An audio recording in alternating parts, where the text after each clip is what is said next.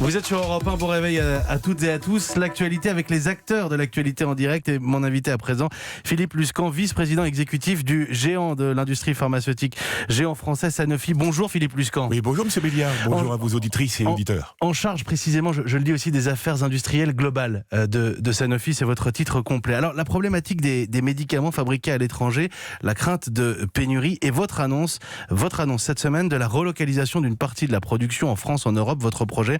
On va en parler tout de suite. Mais d'abord, évidemment, à cause de la situation internationale du coronavirus, est-ce qu'il y a un risque de pénurie, de manquer d'un ou plusieurs médicaments dans les semaines qui viennent ? Alors, il faut être vigilant, mais en ce qui concerne Sanofi, nous produisons nos médicaments beaucoup en Europe. Nous avons 40 usines en Europe, nous avons 18 en France, et donc nous n'avons aucun risque. La situation est parfaitement maîtrisée, puisque nous produisons en Europe l'essentiel de nos médicaments. Donc c'est une bonne nouvelle. On a eu plusieurs séquences de tensions sur des médicaments par le passé, ces dernières années. On va le rappeler, c'est à l'origine d'ailleurs de votre projet, 60% de la production des principes actifs se fait en Asie. Voilà. Alors il y a la situation générale et la situation exceptionnelle de Sanofi. La situation générale, c'est que dans le monde, 60% des médicaments des principes actifs viennent d'Asie, de Chine ou d'Inde. Le principe actif, il faut bien comprendre, c'est une molécule et c'est la partie utile, pratique du médicament, la matière première du médicament. C'est la matière première du médicament, qui est la partie active du médicament qu'on trouve dans les sirops, dans les comprimés, dans les seringues.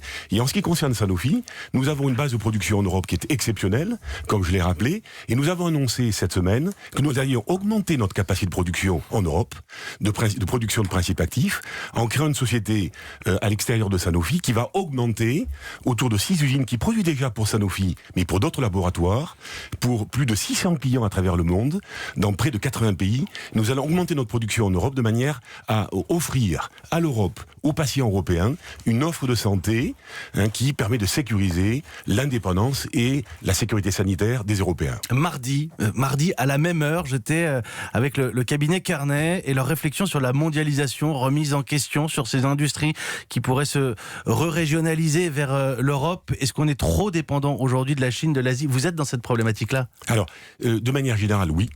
Oui, on est trop dépendant de l'Asie. Pour Sanofi, non. Nous avons fait un choix historique, dont je suis le porteur et le porte-parole aujourd'hui, d'avoir une production européenne. Nous croyons à la proximité des acteurs de santé européens, et grâce à Sanofi, premier producteur de médicaments en Europe, nous pouvons offrir aux patients européens une offre de santé avec la qualité qui est reconnue pour Sanofi. Parce que j'oublie le coronavirus un instant, si vous le voulez bien, mais on a beaucoup parlé ces dernières années de tels médicaments qui manquent. Dès qu'il y a une rupture dans la chaîne industrielle, dès qu'il y a un souci avec une usine, ça peut être une catastrophe climatique, ça peut être une situation géopolitique, ça peut être tout simplement un problème dans la fabrication du médicament.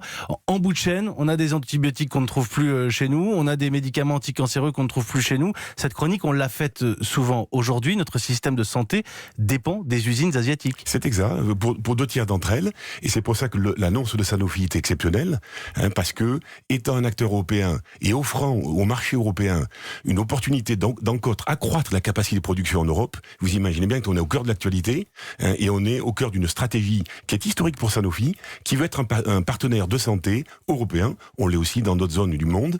On produit essentiellement en Europe nos médicaments pour l'Europe. Alors dans le détail, c'est une société, vous l'avez dit déjà, j'aurais le souligner, qui ne sera pas Sanofi. Alors, c'est une autre société. On va créer d'ici 2 ans une société européenne autour de 6 usines qui existent aujourd'hui, qui produisent pour beaucoup de laboratoires en Europe et pour le monde.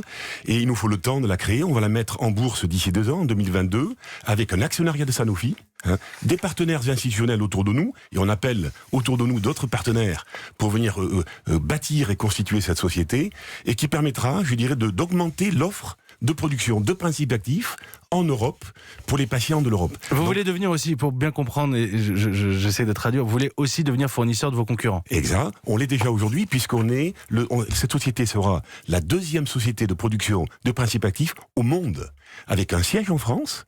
Nous avons près de 600 clients, autres que Sanofi. Le chiffre d'affaires sera aux alentours d'1 milliard d'euros, et bien sûr, nous voulons croître.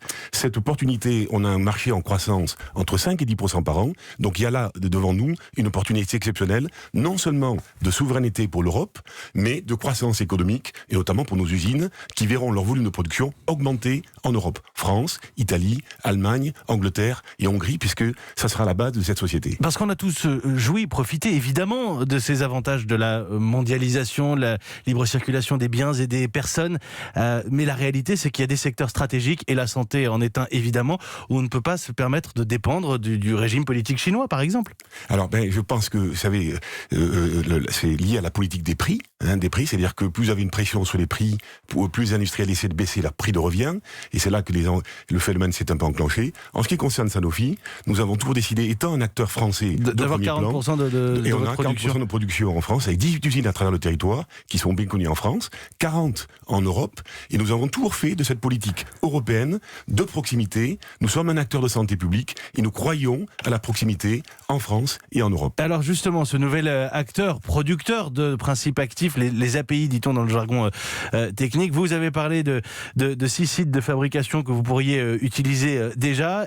Concrètement, est-ce qu'il y aura une création d'emplois derrière cette annonce? Alors, à partir du moment où il y a de la croissance, on vise à doubler la croissance qu'on a déjà aujourd'hui. On voit bien le phénomène de retour vers l'Europe de la demande des différents laboratoires. Donc nous, on est là. Et bien sûr, à partir du moment où vous avez plus de croissance, vous avez plus d'opportunités de production. Donc bien sûr, c'est un projet de croissance pour nous.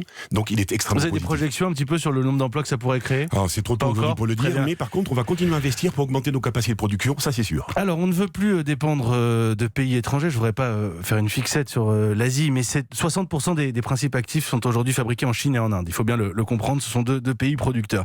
Il y a une raison pour cela. Vous l'avez dit, ça coûtait moins cher de produire là-bas. Est-ce qu'aujourd'hui, avec votre annonce, le prix des médicaments va être renchéri en France? Alors, nous on a travaillé, si vous voulez, sur deux phénomènes, parce qu'on sent que les tendances sont favorables. Premièrement, on voit que les prix d'ailleurs venant d'Asie, ils sont en train de monter. Parce que, fort des normes environnementales, et c'est bien normal, fort des normes de qualité, il y a une attente de qualité importante pour les patients, les prix des produits asiatiques montent. Et nous, qu'est-ce qu'on a fait en Europe pendant ce temps-là? On a travaillé sur notre compétitivité industrielle. Nous sommes un des acteurs industriels majeurs de France, toutes industries confondues. Donc nous avons énormément travaillé sur notre performance opérationnelle. Donc la somme des deux permet de réduire l'écart de compétitivité entre l'Europe et l'Asie. C'est pour ça qu'on a toujours cru à l'Europe.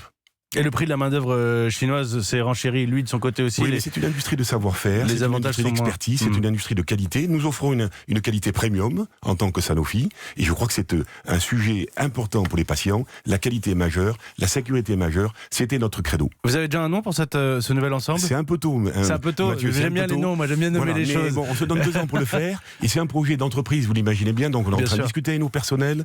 Je pense que c'est un point important, et bien sûr qu'avec eux, on va essayer de bâtir cette société. Je pense qu'il y a beaucoup de patients qui ont connu des pénuries de médicaments, qui sont à l'écoute et qui se réjouissent de voir arriver une production européenne, pour le moins française en tout cas. 40% de votre production en France, disiez-vous.